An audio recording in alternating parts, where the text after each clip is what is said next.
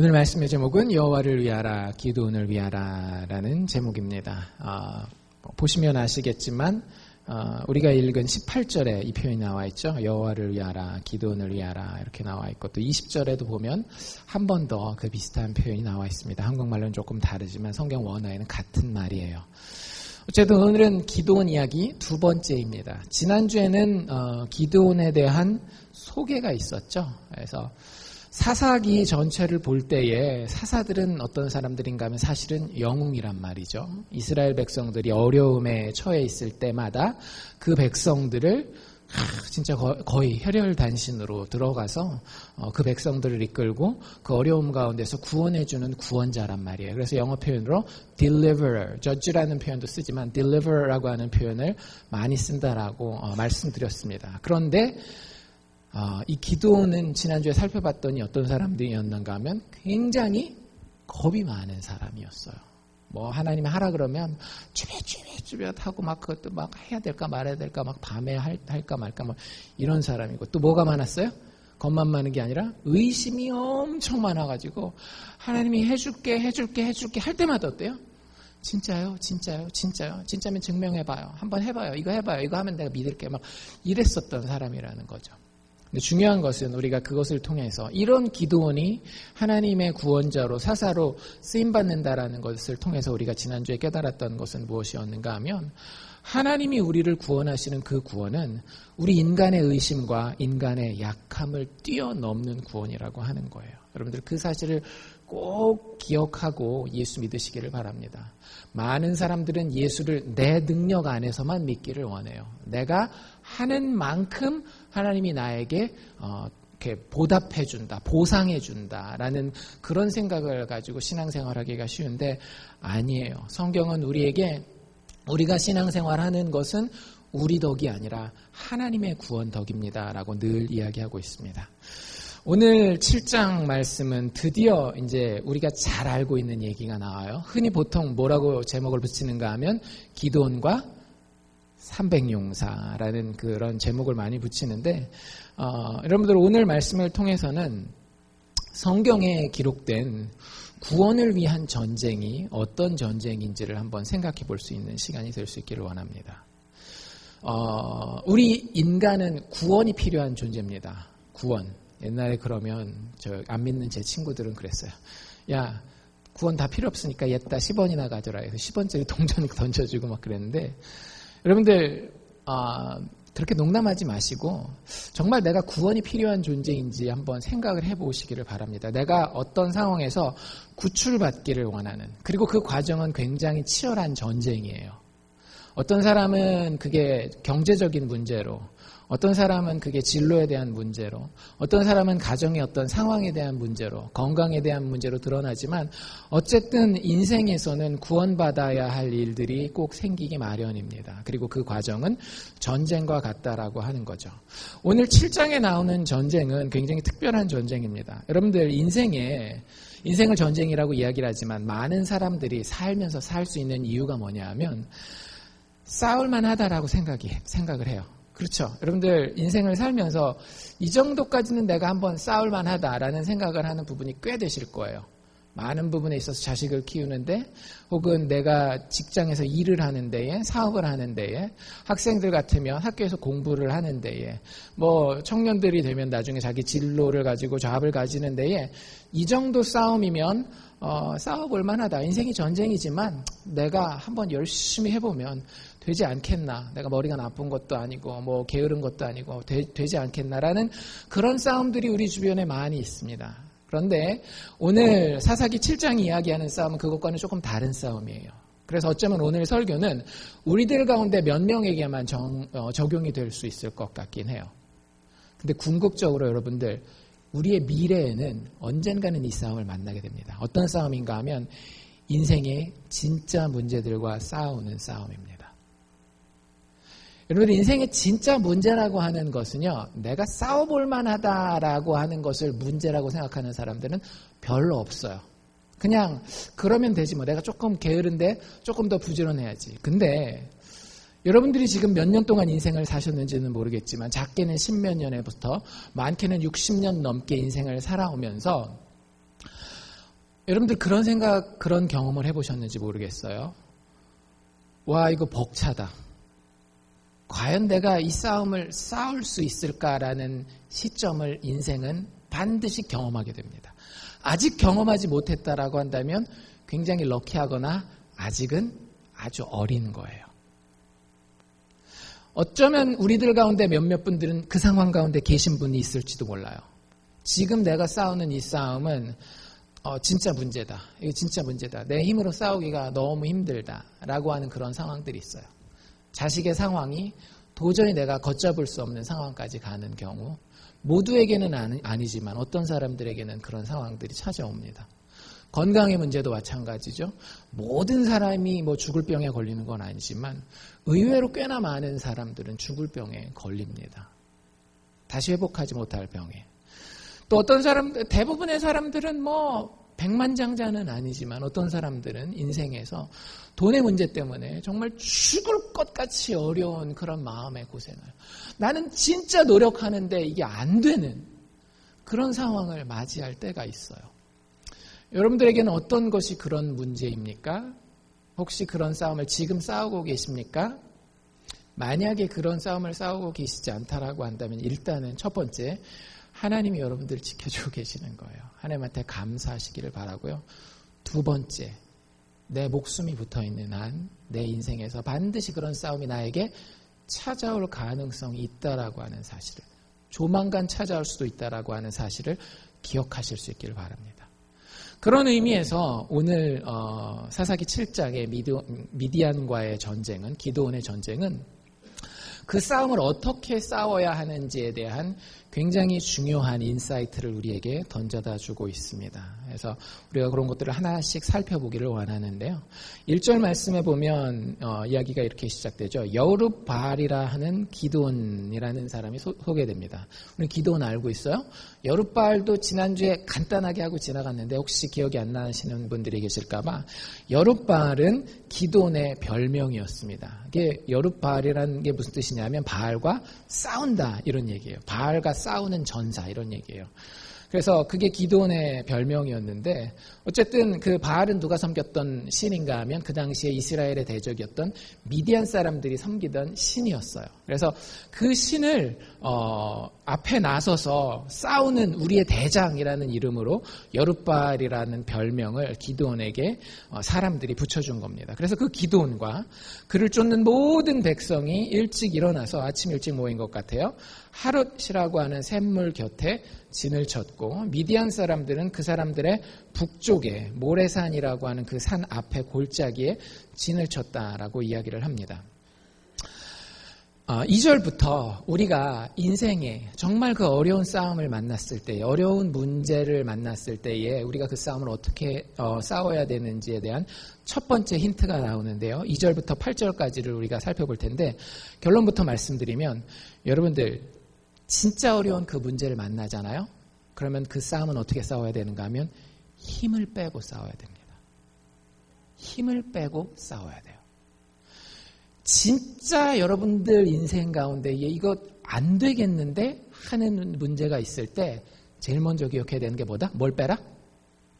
힘을 좀 빼라는 거예요. 힘을. 여기 진짜 그런 얘기가 나와요. 하나님이 기드온과 이스라엘 백성들을 감동하셔서 군대를 모았습니다. 몇 명 모았는지 혹시 아세요? 예습을 하신 분들은 여기 숫자가 나와 있어요. 32,000명이 나왔습니다. 32,000명의 군대면 그렇게 많은 거는 아닐 거예요. 왜냐하면 미디안 사람들이 미디안뿐만 아니라 아말렉에다가 동방 사람들까지 여러 민족을 합쳐가지고 왔기 때문에 최소한 수만 명 이상은 될 거란 말이죠. 근데 그 사람들을 대항해서 이스라엘 사람들이 32,000명의 군대를 모았습니다. 곧 전쟁에 나가려고 해요. 그런데 하나님이 잠깐 그러시는 거예요. 그러더니 뭐라 그러는지 잘 들어보십시오. 2절입니다. 여호와께서 기드온에게 이르시되 너를 좇은 백성이 너무 많다. 32,000명인데 32,000명이 너무 많다라고 하는 거예요. 하나님 그래서 뭐라 그러시는가 하면 네가 32,000명을 데리고 전쟁하는 이상은 내가 절대 미디안을 너의 손에 붙이지 아니하겠다라고 이야기를 합니다. 32,000명이 있으면 뭐 조금 불리하다 이런 정도가 아니라 너 32,000명 그대로 붙들고 있으면 절대적으로 진다는 거예요. 그래서 하나님 뭐라고 얘기를 하셔요? 3절에 보면 백성들에게 이르기를 누구든지 두려워서 떠는 자들이 있으면 돌아가게 하라라고 얘기를 해요. 32,000명이 모였어요. 여러분들 이스라엘 전 백성은 최소한 남자 여자 합치면 200만 명이 넘는 사람입니다. 남자만 해도 그 광야 시대 때 60만이니까 지금은 인구가 늘었을 거예요. 최소한 거의 남자 장정만 100만 정도 되는 거예요. 근데 전체 인구 중에서 몇 명이 전쟁하겠다라고 나온 거예요? 3% 정도만 나온 거예요. 3만 명이 나왔으니까. 근데 그 사람들 정도면 참 괜찮은 사람 아닙니까? 괜찮은 조건에 괜찮은 용기를 가지고 나온 사람들인데 그 사람들 가운데에 그래도 두려워하는 사람이 있으면 보내라고 얘기를 하는 거예요. 몇 명이 돌아갔을까요? 32,000명 중에 22,000명이 돌아갑니다. 3분의 2가 넘는 사람들이 돌아가요. 그러면서 하나님이 하시는 얘기가 뭐냐 하면 아까 2절로 다시 돌아가면은요. 내가 그 사람들 돌려보내는 데는 이유가 있어. 그 이유는 이스라엘 사람들이 나를 거스려서 자긍할까봐 그러는 거야. 자만하여서 스스로 자신의 긍지를 높이는 거예요. 내가 이 정도면 되지 뭐. 근데 여러분들 그 정도면 안 돼요. 그런 것들은 여러분들이 인생에서 문제라고 느끼지 않아요. 사실은. 인생에서 진짜 문제라고 느끼는 부분에 있어서 여러분들이 자긍하잖아요. 그 문제가 절대 해결되지 않습니다. 제가 군부대에 있을 때 저에게 문제가 있었어요. 저는 장교로 갔으니까 주로 이제 그 영광급 이상들이랑 이제 군목으로 가면 그 다이아몬드 2개를 달고 가거든요. 근데 장교로 가면 일반 사병들이랑 다르게 그 어르신들이랑 생활을 해야 돼요. 어르신들 이렇게 맞춰줘야 돼요. 부대에서 축구를 하면 그 연세가 많으신 뭐 대령님이나 이렇게 무궁화 3개 이렇게 있는 분들은 축구를 하면 항상 어디 서 있을까요? 저 골대 앞에 옵사이드 이런 거 없어요. 저 골대 앞에 그냥 서 계세요. 그러면 모든 사람들이 패스를 해주면 거기서 받아가지고 골 넣으면 막 다 박수를 쳐줘요. 뭐 이런 거예요. 근데 연세가 드시니까 축구는 같이 잘 못해요. 주로 장교들이 많이 하는 스포츠가 뭐냐면 테니스입니다. 테니스를 잘 치면 인기가 있어요. 소위라도 이게 다이아몬드 하나 단 소위라도 테니스를 잘 치면 굉장히 인기가 있어요. 저도 테니스를 한번 쳐보겠다고 하는데 제가 운동을 못하진 않거든요. 진짜 운동을 못하진 않아요. 나름대로 운동신경이 있다라고 생각하는데 이 테니스를 치는데 제가 탁구도 진짜 좀 치기 때문에 금방 배울 거라고 생각했어요. 테니스도 어차피 라켓 들고 하는 거. 근데 탁구랑 테니스에 제가 레슨을 받아보니까 가장 큰 차이가 뭐였는가 하면 탁구는 손목을 써요. 그래야지 공을 진짜 다른 사람이 받기 힘들게 해요. 근데 테니스는 손목을 쓰잖아요. 그러면 공이 둘 중에 하나예요. 땅바닥으로 패대기를 치든지 아니면 저 하늘 위로 홈런을 치고 날아가든지. 그래서 딱 적당하게 힘 딱 주고 그 팔로 이렇게 치라고 레슨을 해주는데 제가 테니스 치면 게임에 딱 들어가잖아요. 그러면 힘이 빠싹 들어갑니다. 잘해보려고. 그러니까 칠 때마다 어떻게 될까요? 잘 치겠어요? 못 치겠어요?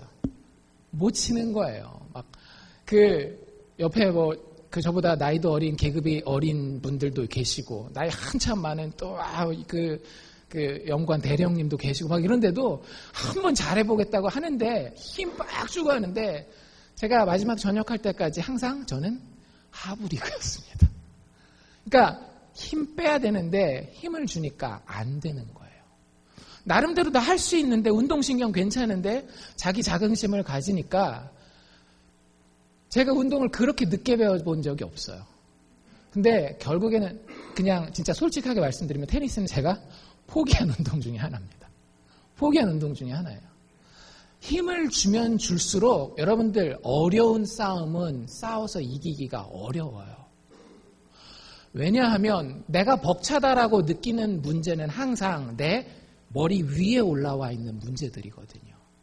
근데 거기서 아무리 물에 빠진 사람이 자기가 아무리 자기 힘을 줘가지고 자기 머리 끼끄대기를 잡아당겨도 자기가 자기를 머리 위로 구원할 수 있어요? 없어요? 없잖아요. 힘을 빼야 돼요. 그리고 밖으로부터 오는 사람의 도움을 받아야 되는데 많은 사람들이 인생의 이 문제를 접할 때, 이 어려운 문제를 접할 때에 힘을 바싹 주고 있는 거예요. 32,000명 아무리 무서워하는 사람들이라도 끝까지 붙들고 가겠다라고 하는 거죠. 여러분들 우리의 인생도 그래요. 자녀들을 향한 욕심이 있어요. 그렇죠? 돈을 향한 욕심도 있어요. 세상에서 성공하고 싶은 욕심이 있어요. 근데 그게 잘 안 돼요. 내가 생각할 때 문제예요. 내가 그만큼까지 성공하기 힘들 것 같아요. 내가 그만큼까지 돈 벌기 쉽지 않을 것 같아요. 내가 원하는 만큼 자녀들이 올라가지 못할 것 같아요. 그러면 어떻게 합니까? 힘을 바싹 주죠.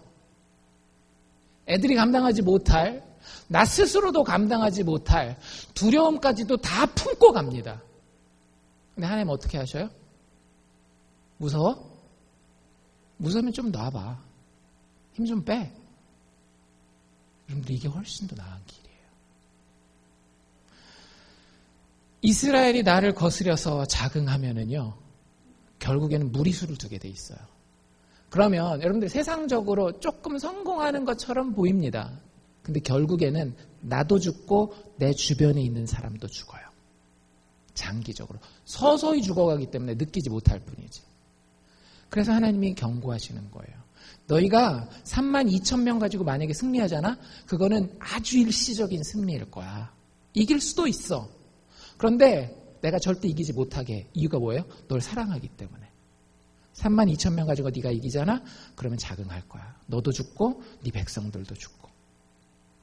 그리고 나서 자긍하는 사람들의 마음의 특징이 뭔지를 정확하게 하나님이 묘사하시는데 뭐라 그래요? 나의 손이 나를 구원하였다. 우리 친구들 중에 혹시 공부를 잘하는 친구가 있을 수 있어요. 내가 머리가 좋고 열심히 노력해서 성적 잘 받았다라고 얘기하면 될까요? 안 될까요? 예수 믿는 사람은요, 절대 그러면 안 됩니다. 여러분들 자녀들에게 가르치십시오. 자녀들이, 이건 교육학에서도 나온 얘기예요. 그 널처 샥이라고 하는 굉장히 유명한 책이 있었거든요. 몇 년 전에. 애들 키울 때 하지 말아야 되는 말들이 있습니다. 그게 뭘까요? 칭찬을 하지 말아야 된대요. 칭찬도 해야 되는 칭찬이 있고 말아야 되는 칭찬이 있는데 하지 말아야 되는 칭찬 뭐냐면 그 아이의 교만함을 막 키워주는 거죠. 역시 너 머리가 좋구나. 역시 누구 유전자야. 막 이러면서 성적을 잘 받아서 결과를 막 칭찬하는 거. 그럼 아이가 어떻게 될까요? 교만해지는 거예요. 칭찬해 주려면 뭘 칭찬해 주라? 과정을. 너 참 열심히 했구나. 이런 것들 칭찬해 주라는 거예요. 근데 많은 학생들은 공부를 잘하면 어떻게 생각하는가 하면 내 손이 나를 구원하였구나. 여러분들 그게 별거 아닌 것 같죠? 여러분들 그게 사회에 굉장히 큰 죄를 짓는 겁니다. 세상에서 높은 자리에 올라가서 나쁜 짓 하는 사람들이 다 어려서 어떤 사람들인지 아세요? 성적 잘 받은 사람들이에요. 그러니까 의사하고 판사하고 그럴 거 아니에요. 근데 어려서 뭐만 배운 거예요? 어려서 배운 게 딱 한 가지. 그거 네가 잘해서 잘나서 잘한 거야. 그러니까 올라가도 오로지 누구만을 위해서 사는 거예요. 자기만을 위해서 사는 거예요. 나는 내 자식 잘 키운다라고 키웠지만 그 사람이 힘 있는 자리에 올라가면 그 사람이 자기 챙기는 것을 통해서 많은 사회의 구성원들이 어려움을 당하는 겁니다. 여러분들 그거 죄가 아니라고 생각하십니까? 죄예요. 죄예요. 자식을 이런 잘못된 자긍심을 키워주는 거 죄입니다. 마찬가지 여러분들 사업에서 성공하실 수 있어요. 그렇죠? 우리 가운데 사업하시는 분들 많이 계시잖아요. 사업 성공하시고 나서 절대 이러지 마십시오. 나의 손이, 나의 부지런함이, 나의 재능이 나를 구원하였구나. 내 사업을 성공하게 만들었구나. 의도적으로라도 하나님 앞에 겸손해지십시오. 의도적으로. 사람의 디폴트 모드는 자긍하는 것이 디폴트 모드예요. 기본 모드가 그래요. 특히 현대사회에서는 돈을 많이 가지면 굉장히 유스해집니다.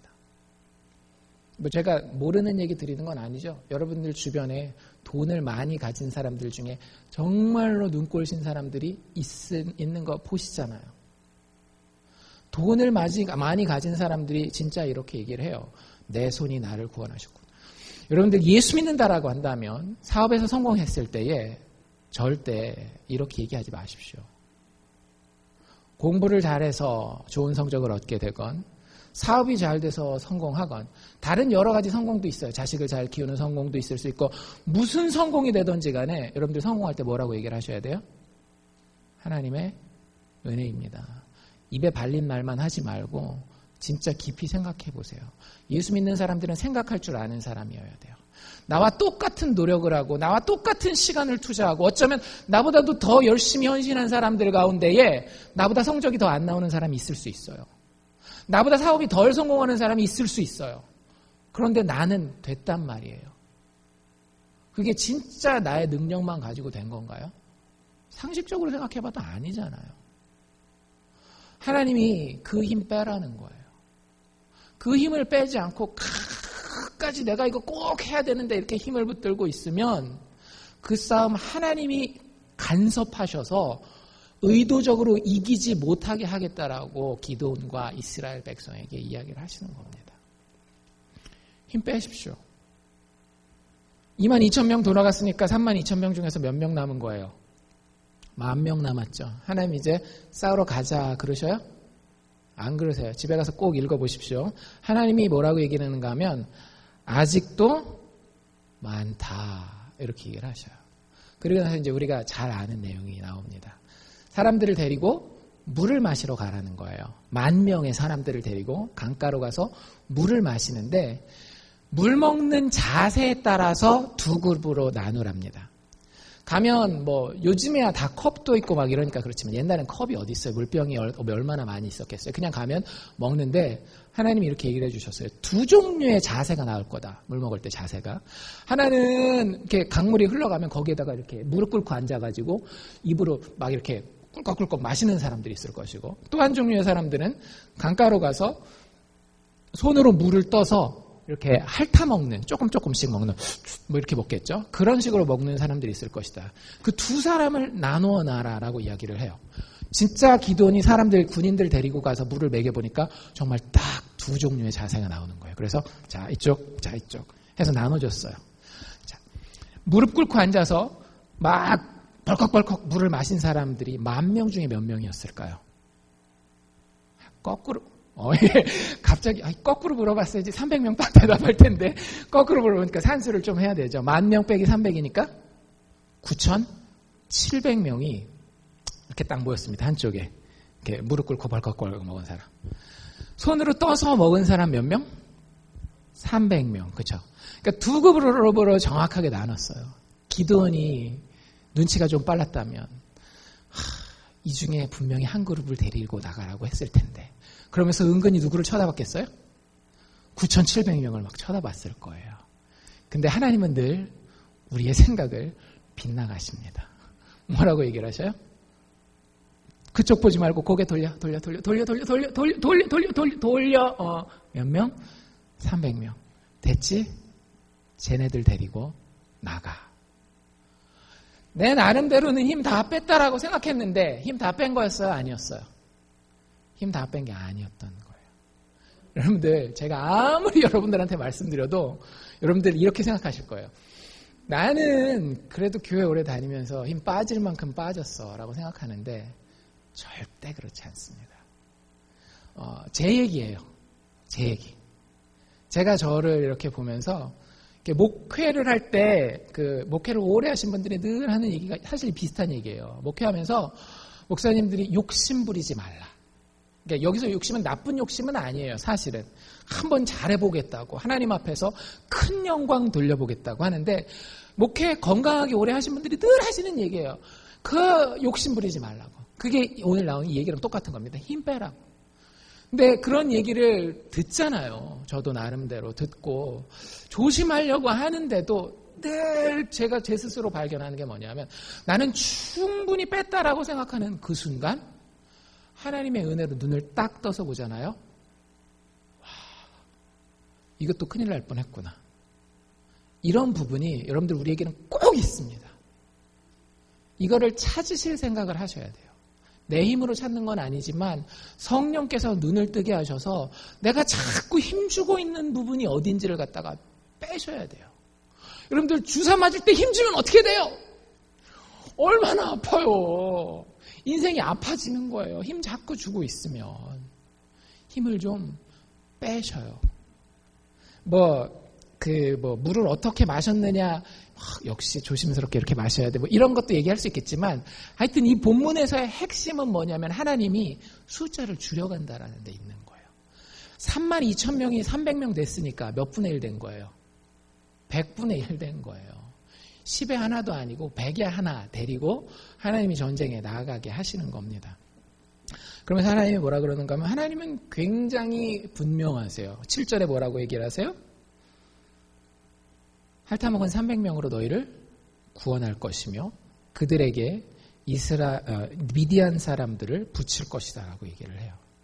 하나님 분명하세요. 그 어려운 싸움은 힘을 빼야만 너희가 싸워서 이길 수 있는 싸움이다. 그리고 내가 그 싸움은 돕겠다라고 이야기를 하시는 거예요. 꼭 기억하십시오. 여러분들 인생의 진짜 문제를 만나게 되시면 그 싸움을 싸워야 될 때 일단 뭐 하셔라? 힘을 좀 빼라. 힘을 좀 빼라. 내 능력, 내 고집 이런 것들 좀 내려놓으셔야 돼요. 두 번째, 이제 9절부터 실제 이제 나아가서 싸우려고 해요. 그날 밤이 됐어요. 아침에 이제 사람들을 이렇게 뽑았잖아요. 9절부터 보면 이제 밤이 되어서 나가려고 하는데 여러분들 이 어려운 인생의 전쟁을 싸우는 두 번째 방법은 뭔가 하면 약속이 믿어져야 싸울 수 있습니다. 이 싸움은. 이게 뭔 얘기인지 한번 잘 들어보십시오. 인생의 어려운 싸움은요. 내가 계산의 결과로 이렇게 해서 싸울 수 있겠구나. 절대 못 싸워요. 그러면 아까도 계속 말씀드리죠. 여러분들이 절대 문제라고 느끼지 않아요. 여러분들 인생에서 진짜 문제라고 느껴지는 싸움은 어떻게 싸울 수 있는가 하면 약속이 믿어질 때 비로소 싸울 수 있는 용기가 생기고 비로소 싸울 수 있는 계획이 나오는 것이고 그리고 그 싸움을 싸울 수 있는 능력이 나오는 겁니다. 이게 무슨 얘기인가 하면요. 밤이 됐어요. 드디어 이제 하나님이 기드온과 300명을 보내려고 합니다. 9절에 보면 이 밤에 여호와께서 기드온에게 이르시되 일어나 내려가서 적진을 치라. 내가 그것을 너에게 붙였느니라. 그러면 그 다음에 당연히 일어나야 되는 일은 무슨 일이에요? 하나님 가라 했으니까 기드온과 300명이 내려가서 싸우면 돼요. 근데 하나님이 기드온의 마음을 꿰뚫어 보고 계시는 거예요. 그 다음에 10절에서 뭐라고 얘기하시는가 하면 기드온한테 하나님이 만일 네가 내려가는 게 두렵거든. 너 무서워? 만약에 무서우면 네 부하 중에 이름이 부라라고 하는 사람이 있을 텐데 그 부라라는 사람을 데리고 미디안진에 정탐을 한번 갔다 와봐. 무서우면. 그리고 거기서 그 사람들이 하는 말을 듣고 돌아와. 그러면 나가서 싸울 수 있을 거야 라고 얘기를 합니다. 기드온은 여전히 어떻게 하고 있는 거예요? 두려워하고 있는 거예요. 사실 기드온이 지금 이 자리에 있으면 돼요, 안 돼요? 안 되죠. 왜? 첫 번째 돌아가라 그럴 때 뭐라 그랬습니까? 니들 중에 두려워하는 사람이 있으면 다 돌아가라 그랬어요. 다 돌아갔잖아요. 22,000명. 근데 사실은 누가 제일 두려워하고 있는 거예요? 기드온이 돌아가야 되는데 자기가 대장이니까 대장 시켜놨으니까 사람들 보는 눈이 있으니까 이리 도망가지도 못하고 저리 도망가지도 못하고 하나님 싸우라 그랬는데 가지도 못하고 엉거주춤하게 서 있는 거예요. 거기다 대놓고 하나님이 너 혹시 무섭냐? 혹시 걱정되냐? 그러면 가서 내가 너한테 약속한 것이 정말 이루어질지 안 이루어질지 징조를 보고 오라는 거예요. 그래서 기드온이 이 말을 듣고 냅다 받습니다. 냅다 받아서 자기 부하, 야 부라 너 일로 와. 나랑 칼이랑 군장 준비해가지고 미디안에 정탐 갔다 온다. 해서 둘이서 몰래 미디안 정탐을 떠납니다. 그날 밤에. 근데 가보니까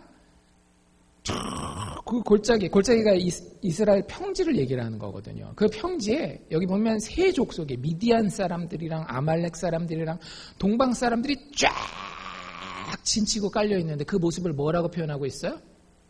메뚜기 떼. 여러분들 드라마가 아니죠. 뭐죠? 다큐멘터리 같은 데 보면 메뚜기 떼들이 막 오는 거 보면 셀 수가 있어요, 없어요? 없잖아요.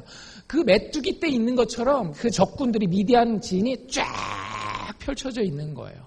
그리고 그 사람들이 타고 다니는 낙타들, 약대라고 얘기를 하는데 해변의 모래처럼 그렇게 막 타고 다닐 수 있는, 지금으로 얘기를 하자면 찝차라든지 탱크 이런 것들이 쫙 깔려 있는 거예요.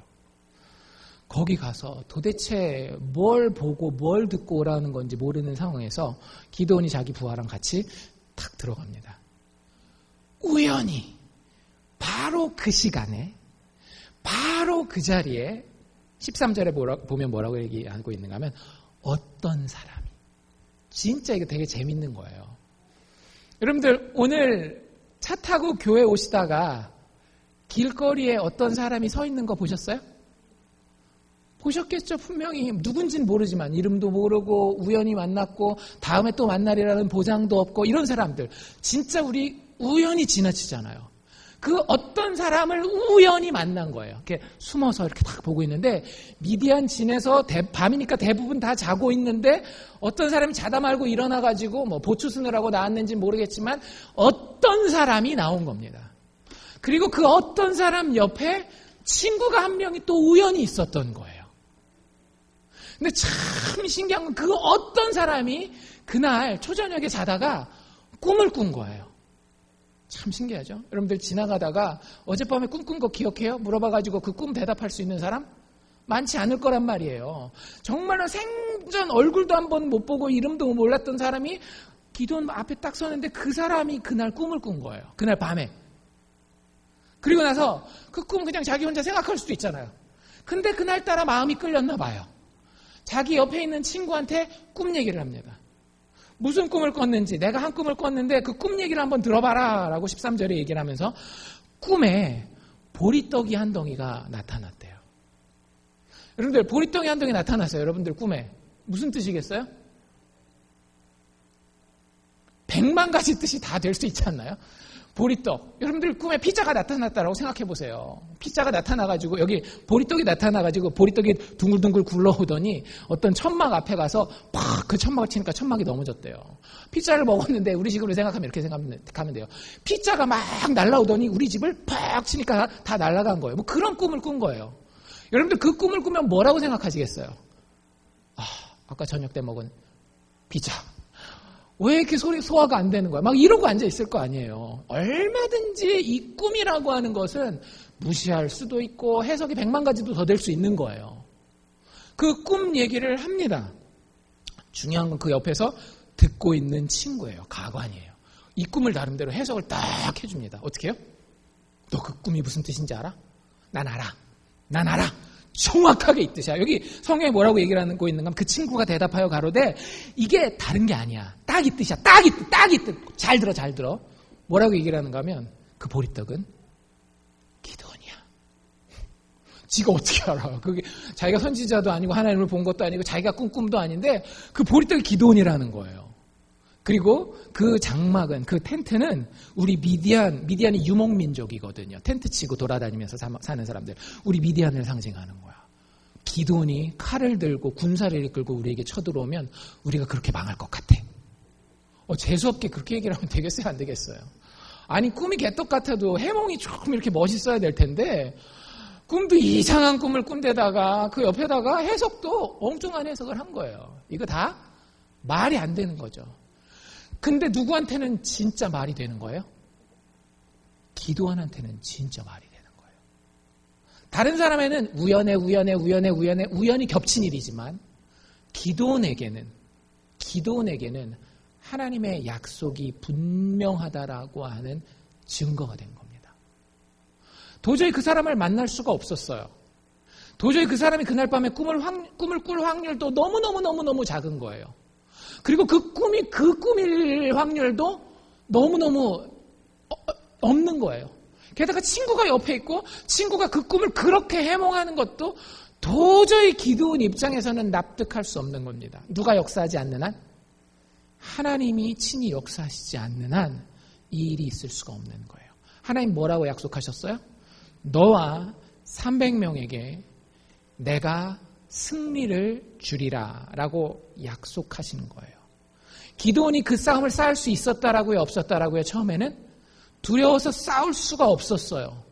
그런데 가서 하나님이 들려주신 그 말을 듣고 난 다음에 그 약속이 어떻게 된 거예요? 믿어지는 거예요. 여러분들 인생의 어려운 싸움은 그렇게 싸우는 겁니다. 뭔가 믿을 구석이 생겨야 여러분들 그 싸움 싸웁니다. 대부분의 사람들은요, 여러분들 인생의 중요한 싸움을 포기합니다. 예를 들면 이런 거예요. 한국 사람들한테 자주 생기는 일인데요. 한국 남자와 여자가 결혼을 해요. 결혼하기 전에는 어떤 생각을 가지고 있습니까? 꿈 같은 계획이 있죠. 남편이 아내를 향해서, 아내가 남편을 향해서 정말 그 마음을 이해해주고 평생 친구 같고 서로가 서로를 위해서 목숨을 아끼지 않고 자식 낳아놓으면 그 자식은 또 부모를 공경할 줄 알고 부모들 자식에게 정말로 충분한 사랑을 공급하고 이런 걸 꿈꾸면서 결혼하시지 않으셨어요? 그런 가정을 꿈꾸시지 않습니까? 아직 결혼 안 하신 분들은? 근데 결혼하고 5년이 지나요? 10년이 지나요? 20년이 지나요? 많은 가정은 그 꿈을 포기합니다. 왜 살아요? 자식 새끼 때문에 살지 뭘. 그냥 정이 들었으니까 이용 못하니까 사는 거지. 여러분들 그게 그렇게 쉽게 포기할 만한 싸움인가요? 그렇게 쉽게 포기하실 수 있어요? 여러분들 사실은 다른 걸 다 놓치더라도 그 싸움은 싸워야 되는 싸움이에요. 그 싸움은 내가 돈을 잃더라도 건강을 잃더라도 그 싸움은 싸워야 되는 싸움이라고요. 근데 아까도 말씀드렸죠. 신혼들은 싸워요. 신혼들은. 그걸 놓고 싸워요. 근데 결혼 생활이 10년 지나고 20년 지나면 싸워봤거든요. 이겼어요? 졌어요? 많은 경우에 졌어요. 저 사람은 안 변해. 저 사람 됐어. 그냥 이대로 살아야지 뭐. 하고 그냥 그 아름다움을 향한 그 참된 인생의 승리를 향한 싸움을 포기해요. 왜? 믿을 구석이 없기 때문에. 여러분들 예수 믿는 사람들은 꿈꾸는 사람들입니다. 예수 그리스도께서 우리를 위해 죽어주셨고 다시 살아나셨어요. 여러분들 이게 무슨 뜻인지 생각해 보셨습니까? 부활절 때 달걀 먹는 게 의미가 다예요? 아니에요. 내 가정이 죽은 것 같아요. 남편이라는 타이틀이 있고 아내라는 타이틀은 있지만 서로의 관계는 그 사랑이라는 측면에서 봤을 때는 진짜 화석처럼 굳어서 죽은 지가 몇백만 년은 된 것 같아요. 그런데 예수 그리스도께서 그 죽음 가운데 어떻게 하셨다라고요? 다시 살아나셨다라고요. 그리고 우리에게 뭐라고 약속하셨어요? 내가 세상 끝날까지 너희와 함께하리라. 너희의 죽은 것 같은 그 상황이 반드시 나로 인하여 다시 살아나리라. 믿느냐? 믿어져? 여러분들 안 믿어지는 게 정상이지만 성령의 감동하심 가운데 그것을 믿는 사람을 우리는 뭐라고 불러요? 예수 믿는 사람은 크리스찬이라고 부르는 겁니다. 교회에 앉아있다라고 크리스찬 되는 게 아니에요. 내 인생에 죽을 것 같이 어려운 사람, 더 이상 싸우면 내가 진짜 죽을 것 같은 그 싸움 가운데서도 하나님의 약속이 있기 때문에 그 싸움을 향해서 다시 나아가 싸울 수 있는 그 사람을 우리는 크리스찬이라고 부르는 겁니다. 여러분들 크리스찬이십니까? 예수 그리스도의 죽음과 부활을 통해 드러난 하나님의 약속을, 하나님의 그 아름다우심을, 그 영광을 정말로 믿고 사는 크리스찬이냔 말이죠. 여러분들 돈키호테라고 하는 소설을 아실 거예요. 그 돈키호테를 뮤지컬로 만들어 놓은 게 그 브로드웨이에서도 했고 한국에서도 했는데 Man of La Mancha라고 하는 그런 그 뮤지컬이 있습니다. 거기에 보면 돈키호테가 어떤 사람인지는 아시죠? 돈키호테가 아주 웃긴 사람이에요. 젊어서 책만 열심히 봤어요. 근데 무슨 책만 봤어요? 기사가 나오고 공주가 나오고 막 이런 책만 열심히 본 거예요. 그래서 나중에는 이 사람이 미칩니다. 환상을 봐서 자기가 갑자기 뭐라고 생각해요? 이제 내가 기사야 하고 꼬부랑 할아버지가 됐는데 말 타고 창 들고 갑옷 막 입고 나가 동네로 다녀요. 동네로. 여러분들 그런 사람들이 여기 오늘 있다라고 생각해보세요. 얼마나 웃기겠어요. 그래서 동네 사람들이 다 손가락질합니다. 그래서 막 풍채를 만나면 풍채한테 뭐라 그래요? 야, 이 괴물아 막 이러면서 막 자기 막 들어가서 막 쾅 부딪히고 막 자기 혼자 막 아파하고 막 이러는 사람이에요. 실제로 그 소설에서 그 뮤지컬에서 마찬가지고 돈키호테는 미친 사람입니다. 근데 돈키호테를 쓴 세르반테스라고 하는 저자가 있어요. 이게 그냥 웃기려고 재미로 쓴 소설이 아닙니다. 그 당시에 유럽에 많은 사람들이 꿈을 포기하고 살았어요. 사람이 개처럼 돼지처럼 취급받아도 그냥 그렇게 대접받고 그냥 입에 목구멍에 풀칠만 하면 그렇게만 살면 되지, 이렇게 살고 있는 거예요. 그 사람들이 너무너무 답답해서 쓴 소설이 돈키호테입니다. 너희들 왜 그것밖에 안 봐? 그거 너머에 인간이 인간답게 대접받고 서로가 서로를 존중하는 그런 사회가 왜 안 보이냐라는 거예요. 그래서 맨 오브 라만차라고 하는 그 뮤지컬에서 돈키호테가 이렇게 얘기를 합니다. 누가 미친 겁니까? 장차 이룩할 수 있는 그 아름다운 세상을 상상하는, 그리고 그 나라를 바라는 내가 미친 겁니까? 아니면 그저 눈에 보이는 세상을 있는 그대로만 보는 당신들이 미친 겁니까? 성경은 우리에게 똑같은 도전을 던져주고 있는 거예요. 우리의 싸움이 어려워 보입니다. 인생에 정말 가치 있는 싸움은 어려워 보여요. 많은 사람들은 조금 싸워보다가 그냥 포기한단 말이죠. 왜? 보장이 없거든요. 약속이 없거든요. 기드온이 하나님의 약속을 믿게 되었을 때 비로소 300명이지만 그 능력 없는 군인들 데리고 나아가서 싸우리라고 다짐합니다. 여러분들, 그런 사람들에게 그 약속이 성취되는 거예요. 우리도 똑같습니다. 우리가 믿는 예수는 그냥 보통 사람이 아니에요. 성인군자가 아니에요. 하나님이 직접 우리에게 자신을 증명하기 위해서, 자신의 사랑과 자신의 영광과 자신의 아름다움을 증명하기 위해서 이 땅에 오셨고 실질적으로 죽고 다시 살아나셨습니다. 그게 우리에게 주어진 약속이에요. 여러분들은 뭘 믿고 사십니까? 세상이 우리에게 주는 약속은 우리에게 희망이 없어요. 열심히 일해서 돈 좀 벌어. 그거 가지고 대충 건강하게 살다가 나중에 늙으면 연금 받고 평안하게 고통 안 받다가 죽어버려. 그게 세상이 우리에게 주는 약속이에요. 그 약속을 가지고는 이 세상에서 진짜 어려움을 쌓을 수가 없습니다. 인생 어차피 한 번 사는 거 아니에요. 그리고 그 위에는 심판이 있고 영원한 생명이 있습니다. 여러분들, 그 싸움을 싸울 수 있는 유일한 용기는 어디서 나오는가 하면 약속이 믿어지는 그 믿음에서 나오는 거예요. 여러분들, 그 싸움은 약속의 근거에서 싸워야 되는 싸움입니다. 16절부터 보면 기드온이 드디어 이제 용기를 얻어서 15절 앞부분에 보면 기드온이 그 꿈과 해몽하는 말을 듣고 하나님께 경배했대요. 이제 믿어지는 거죠. 드디어 하나님의 약속이 믿어지는 거예요. 그리고 나서 군대를 이끌고 전쟁을 하러 나갑니다. 몇 명이랑? 300명을 데리고. 자, 전쟁을 어떻게 하는지 한번 잘 봅시다. 300명이 있는데 300명을 세 그룹으로 나눠요. 세 그룹으로. 그러니까 한 그룹당 몇 명씩 하면 되겠어요? 100명씩. 그래서 한 그룹은 기드온이 직접 이끌고 나머지 두 그룹은 지리적으로 좀 떨어진 데다가 배치를 합니다.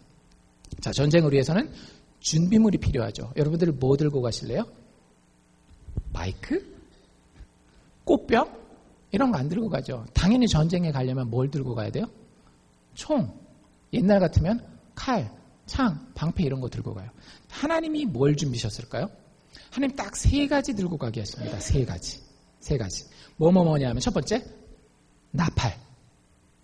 마이크 들고 가래요. 전쟁 나가는데. 나팔 들고 가래고요. 두 번째, 빈 항아리. 꽃병 들고 가래요. 이게 뭔 얘기야? 마지막 하나, 뭘 들고 가야 돼요, 이제? 칼 생각했는데 뭐 들고 가래요? 횃불, 후레쉬 들고 가래요. 말이 안 되는 거예요. 어쨌든 여기 300명, 기드온과 300명은 올 때까지 온 사람들이기 때문에, 그리고 약속을 믿는 사람들이기 때문에 하나님이 준비하라는 대로 준비합니다. 세 가지 뭐요? 나팔과 빈 항아리와 횃불을 준비합니다. 그리고 나갔어요. 그리고 하나님이 구체적으로 요 재료를 가지고, 요 준비물을 가지고 어떻게 싸워야 되는지도 알려주십니다. 싸우는 방법은 더 가관이에요. 너 그 세 가지 들고 나왔지? 그 미디안 진 옆으로 이렇게 탁 서가지고 첫 번째 나팔을 불어, 두 번째 항아리를 깨뜨려, 세 번째 횃불을 쳐들어. 여러분들 보고 이렇게 싸우라 그러면 여러분들 싸우시겠어요? 안 싸우시겠어요?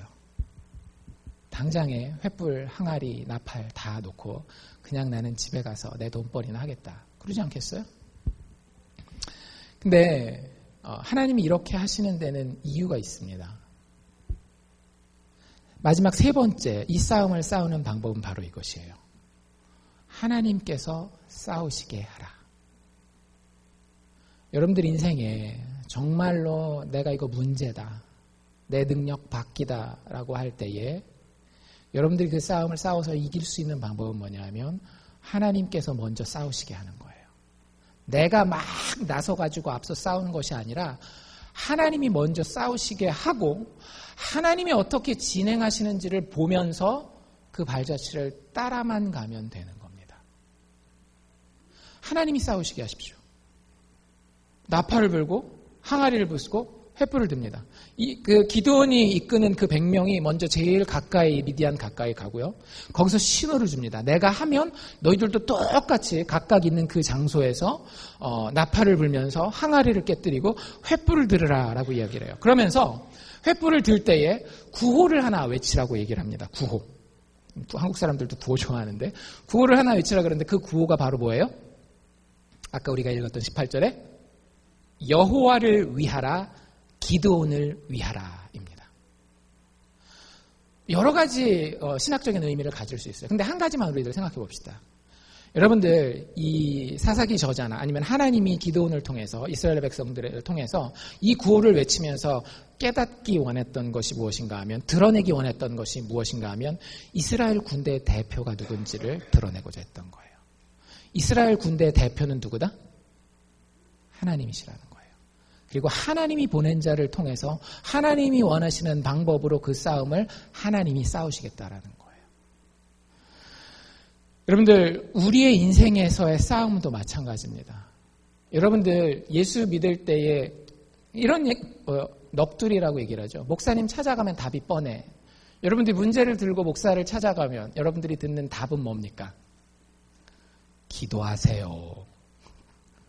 되게 책임감 없이 들리시죠? 만약에 그 말을 목사가 책임감 없이 한다라고 하면 그건 진짜 책임감이 없는 거예요.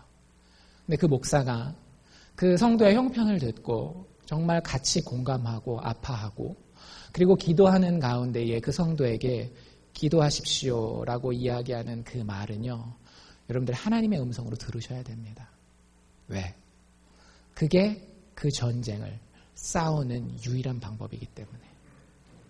하나님이 나를 위해서 싸우시지 않으면, 하나님이 내 전쟁의 대표가 되어주시지 않으면 이 싸움은 절대로 이길 수 없는 싸움이기 때문에 그렇습니다.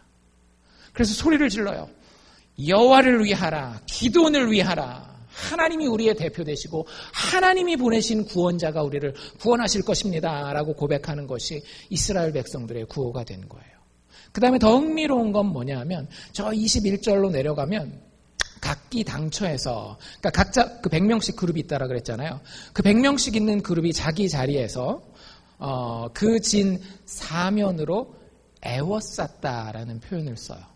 여러분들 잘 생각해 보세요. 상식적으로 여러분들이 지금 그 전쟁을 하려고 준비를 했어요. 그리고 싸움을 걸었습니다. 여호와를 위하여, 기드온을 위하여 싸움을 걸었어요. 그럼 그 다음에 해야 되는 일은 뭐예요? 와 하고 적진을 향해서 돌격해야 되잖아요. 근데 돌격하지 않아요. 애워쌌다라는 표현이 거기 가만히 서 있었다라는 표현이고요. 영어로는 뭐라고 되어 있는가 하면 held his position. 거기 자리 딱 잡고 서 있었다라고 하는 거예요. 싸우자 해놓고 자기는 어떻게 하는 거예요?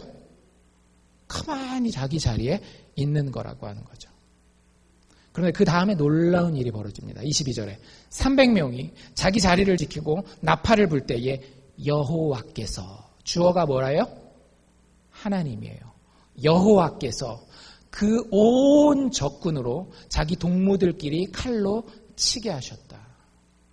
밤에 상식적으로 생각하면 깜짝 놀란 거예요. 미디안 군인들이. 깜깜하니까 지금처럼 이렇게 조명이 있는 것도 아니니까 와 하고 막 소리가 들리고 막 빵빵빵 깨지는 소리 들리고 횃불이 막 왔다 갔다 하고 기드온이 어쩌고 저쩌고 막 이런 얘기가 들리니까 황급해서 칼을 빼고 자기끼리 막 휘두르는 겁니다. 그리고는 많은 사람들이 죽어나가요. 여러분들 중요한 것은 제가 아까 강조드린 주어입니다. 그 모든 일들을 이스라엘 백성이 했어요? 아니에요. 여호와께서 하셨다라고 하는 거예요. 출애굽기에도 우리가 그런 표현이 있어죠. 너희는 가만히 있어. 내가 너희의 하나님 됨을 알지어다. 예수 믿는 사람들이 기도해야 되는 이유가 이것입니다. 하나님의 뜻에 늘 민감해야 되는 이유가 이것이에요. 여러분들 인생을 살아가는 데 있어서 우리가 결단해야 될 것들이 되게 많습니다. 근데 교회 다니는 사람들이 되게 미신적이에요. 요거에 대해서는 하나님 뭐라고 이렇게 막 말씀하실까? 목사님을 꼭 점쟁이처럼 생각하죠. 무당처럼. 그래서 목사님이 하라 그러면 하고 말라 그러면 말고 뭐 이렇게. 아니면 자기가 하는 것도 굉장히 율법적으로 하거나 미신적으로 해가지고 자기가 하기 편한 대로 하려고 그래요. 자기가 싸울 수 있는 방법을 좀 알려달라는 거예요. 그런데 성경은 그렇지 않아요. 처음부터 끝까지 누구를 의지하라는 거예요? 하나님을 의지하라는 거예요. 하나님이 때로는 야, 너 그 학교 접어라고 이야기하실 수도 있고요. 때로는 그 학교 힘들어 보이는데 야, 그 학교로 도전해 라고 이야기하실 수도 있어요. 사업도 마찬가지고요. 나의 일터도 마찬가지예요. 그걸 알 수 있는 유일한 방법은, 그것을 내가 아닌 하나님의 방법으로 싸우는 방법은 하나님이 먼저 싸우게 하시는 거예요. 여러분들, 그 하나님은 우리와 똑같이 육체를 가지고 계시지 않습니다. 그저 성령을 통해서 우리의 마음 가운데 역사하실 뿐이죠. 그러면 우리가 그 하나님이 역사하시게 할 수 있는 방법은 뭐냐면, 그 성령 하나님이 나 마음 가운데 어떤 마음을 주시는지에 민감하게 기울이고 기다리는 거예요. 듣는 거예요. 그리고 그 감동하심에 따라서 판단하고 행동하는 겁니다. 사사건건 각 케이스마다. 그러면 하나님이 그 싸움을 이기게 해주시겠다라는 거예요. 아무것도 하지 말라라는 얘기 아니에요. 아까 말씀드렸죠. 여러분, 하나님이 이렇게 싸우고 나신 다음에 어떻게 하시는지 아세요? 이스라엘 백성들로 하여금 그때 이야기하십니다. 자, 이제 니네 차례야, 나가. 그래서 보면 끝까지 쫓아가서 이 미디안 사람들을 가나안 경내에서 다 쫓아내요. 두목들도 다 없애고. 순서가 중요하다라는 거예요. 예수 믿는 사람들은 게으른 사람들이 아니에요. 예수 믿는 사람들은 하나님 앞에 핑계 내놓고 하나님이 다 하십시오. 어차피 하나님이 알아서 하시니까 나는 그냥 따라가겠습니다. 그게 아니에요. 예수 믿는 사람처럼 열심히 사는 사람이 없어야 됩니다. 정상적으로는. 왜? 하나님 약속하셨으니까. 단 중요한 게 순서라고요. 누가 먼저 일하게 하시라? 하나님이 먼저 일하게 하시라. 여러분들 인생을 살펴보십시오. 아, 하나님이 이쪽으로 이끌고 가시나 보다라고 하는 것이 보여요. 영적인 민감함이 거기에 필요한 겁니다. 많은 사람들은 그거 생각하지 않고 아까처럼 미신처럼만 하나님의 뜻을 구별하려고 하는데, 그러지 말고 매일 말씀 보고 매일 기도하는 가운데에 하나님이 어떤 싸움을 어떻게 싸우고 계시는구나를 발견하십시오. 그러면 여러분들은 여러분의 싸움을 가장 효율적으로, 가장 능력 있게 싸울 수 있게 되는 거예요. 그게 우리의 인생의 진짜 문제들과 싸우는 방법입니다. 여러분들은 지금까지 어떻게 그 싸움을 싸워 오셨습니까? 앞으로 그 싸움을 어떻게 싸우실 작정입니까? 성경 말씀에 근거해서 저는 여러분들의 목회자로서 이렇게 권면합니다. 여러분들이 그런 문제에 맞닥뜨렸을 때에 힘 빼고 예수 복음의 약속에 근거해서 하나님이 먼저 싸우게 하십시오. 그럼 하나님께서 약속하신 대로 우리 삶 가운데에 승리를 허락하실 줄로 믿습니다. 기도합시다.